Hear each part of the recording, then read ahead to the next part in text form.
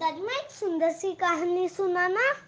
अच्छा चलो, आज आपको मैं छोटी सी कहानी सुनाती हूँ।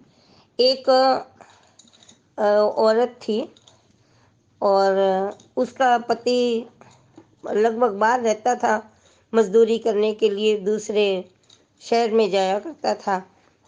उनके एक छोटा सा बच्चा था। बच्चा बहुत नटखट था, छोटा सा बच्चा था। जो उस औरत का पति था वो बहुत ही धार्मिक प्रवृत्ति का था। उसने अपने आंगन में एक नीम का पेड़ लगा रखा था। वो उसमें रोज पानी डालता कि भगवान करे ये जल्दी से बड़ा हो और इसके ऊपर खूब सारे पक्षी आकर बैठे और मैं उनकी सेवा करूं। सेवा कैसे करूं? उसने आंगन में एक छोटा सा चबूतरा बना दिया। उसके ऊपर वो रोज दाने डालता तो तरह तरह के पक्षी आकर वो दाना चुगते और उस नीम के पेड़ पर ठंडी छाया में विश्राम करते। उसकी औरत को ये बातें बिल्कुल भी अच्छा नहीं लगता। वो कहती है ये सारे दिन पक्षी चा चा ची ची करते रहते हैं। कभी कौवा आ गया, कभी कबूतर आ गया, इतने सारे तोते आ जाते हैं, मेरे को ये सब अच्छे नहीं लगते। अब उसका पति कहता नहीं, ये एक बहुत धर्म का काम है। ये बेजान पक्षी हैं, ये अपने को कुछ कहते नहीं है। ये जब सुबह सुबह उठते हैं, चहचहाते हैं, तो ये संसार की सुख समृद्धि की कामना करते हैं। ये हमारे लिए भी कामना करते हैं कि इनके अन्न धन के भंडार भरे रहें और हमें इसी तरह दाना पानी मिलता रहे। ये भी सुखी रहे और हमारा भी जो है दाना पानी मिलता रहे। लेकिन उस औरत की समझ में नहीं आ रहा था।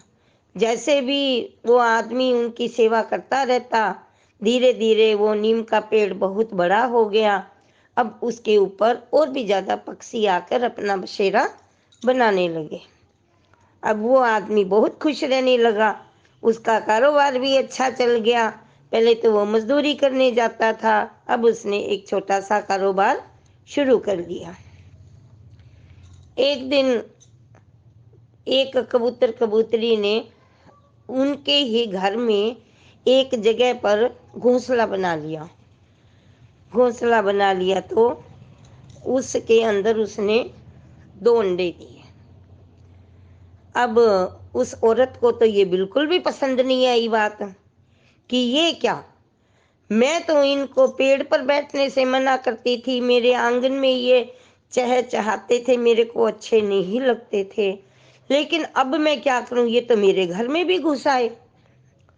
अब वो जो कबूतर कबूतरी थी वो मन ही मन उस मालिक का धन्यवाद करती, भाई ये अच्छा हुआ जो हमारे को तुम्हारे घर में रहने के लिए आवास मिल गया, हमारा घर बन गया, छोटा सा घोंसला बनाया, 2 अंडे दे दिए। तो जो लड़का था वो बहुत नटखट था, छोटा सा बालक था, उसकी समझ में कुछ आ नहीं रहा था। अब जो कबूतर है उसका जो घोंसला होता है वो कैसा होता है, 4-5 तिनके डाल लिए और घोंसला बन गया। उसको घोंसला तो बनाना नहीं आता।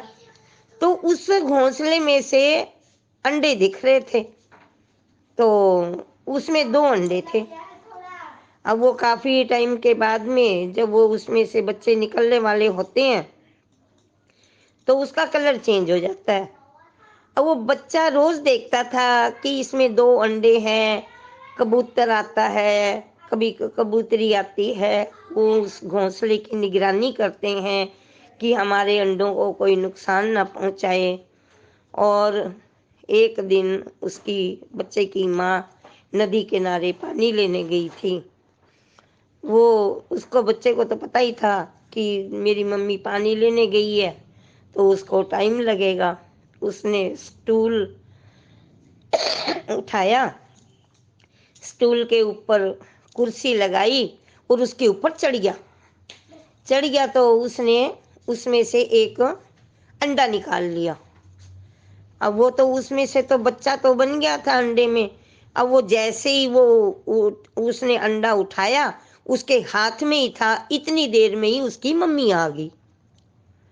उसने देखा, कहती अरे अरे रामू क्या कर रहे हो, क्या कर रहे हो? तो वो उसके हाथ से था जो अंडा छूट गया। छूट गया, वो अंडा नीचे गिर गया। गिर गया तो उसके बीच में जो बच्चा था वो भी उसके सिर पे चोट लगने से वो भी मर गया, क्योंकि वो तो बहुत ही बिल्कुल ही छोटा सा होता है। अब कबूतरी बुरी तरह से चिल्लाने लग गई, कबूतर भी बुरी तरह से करने लग गया कि हाय हमारा तो बच्चा गया। अब उसकी माँ कहती है अरे ऐसे नहीं करना चाहिए था, तेरे को अंडों को नहीं छेड़ना चाहिए था, ये अच्छा नहीं किया। लेकिन उस बच्चे को भी पता नहीं था भी मैंने अच्छा किया या बुरा किया। फिर कुछ टाइम के बाद में वो जो लड़का था वो बीमार पड़ गया।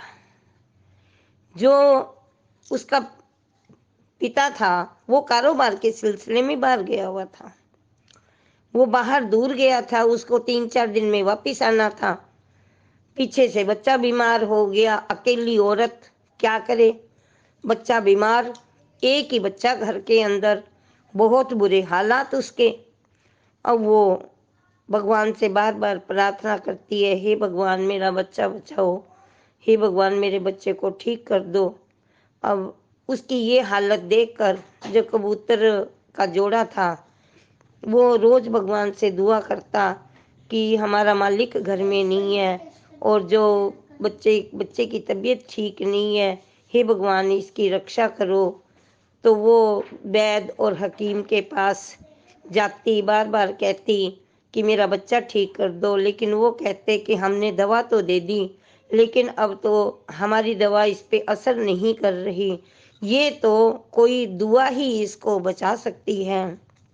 फिर उसको अपने पति की बात याद आई कि मैंने इतने पक्षी पाल रखे हैं, इतना हमारे घर में अन्न धन का भंडार भरा हुआ है। वो पहले से भी ज़्यादा वहाँ पर दाने डालने लगी, पक्षियों की चहचहाट बढ़ गई और वो जो बच्चा था वो सबकी दुआ से ठीक होने लगा। धीरे धीरे वो स्वस्थ हो गया। तो आस पड़ोस के लोग भी कहने लगे, वैद्य भी कहने लगा, वैद्य जी ने यही कहा कि हमारी दवा का नहीं दुआ का असर हुआ है। क्या तुम्हारे घर में जो इतने सारे पक्षी पाल रखे हैं तुमने, उनकी दुआ का असर है। पक्षी हमेशा संसार की सुख समृद्धि की कामना करता है। तुम तो खुद अपने घर के अंदर तुमने जो नीम का पेड़ लगा रखा है उसके ऊपर देखो कितने पक्षी बैठे हैं, सब तुम्हारे ऊपर आस लगाए बैठे हैं। इस बच्चे को देखते हैं, तुम्हारे को देखते हैं, तुम्हारे कारोबार में वृद्धि हुई है पहले से, और ये इन्हीं की दुआ की वजह से ये तुम्हारा बच्चा वापस ठीक हुआ है। नहीं तो हमारे को तो बिल्कुल ही उम्मीद नहीं थी कि ये बच्चा ठीक हो पाएगा, क्योंकि ये एक ऐसी लाइलाज बीमारी थी जिसका हमें भी पता नहीं था कि बच्चे को क्या हुआ है। अब तो वो बार बार यही पछताने लगी कि मेरे बच्चे से जो उनका अंडा फूटा उसमें से जो बच्चा निकला और वो मर गया, उसी की बददुआ लगी।